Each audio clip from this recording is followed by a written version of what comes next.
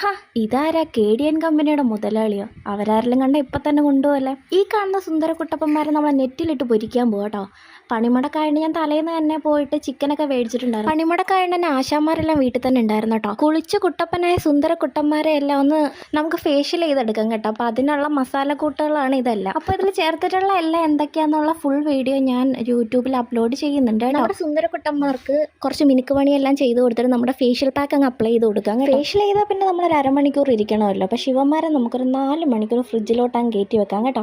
എന്നിട്ട് നമുക്ക് ഗ്രില്ല് ചെയ്യാനുള്ള പരിപാടിയൊക്കെ നോക്കാം കേട്ടോ. അങ്ങനെ ഗ്രില്ലൊക്കെ വല്ലച്ചായി നമ്മൾ സെറ്റ് ചെയ്ത് എടുത്തിട്ടുണ്ട്. കാരണം നമ്മുടെ വീട്ടിൽ ഗ്രില്ല് ഉണ്ടായിരുന്നില്ല. പിന്നെ ഉള്ളിടത്ത് എടുത്തുകൊണ്ട് വന്നിട്ടാണ് ബാക്കി സെറ്റപ്പ് എല്ലാം ചെയ്തത് കേട്ടോ. പിന്നെ കനലാക്കി എടുക്കാൻ കുറച്ച് ബുദ്ധിമുട്ടുണ്ടായിരുന്നു.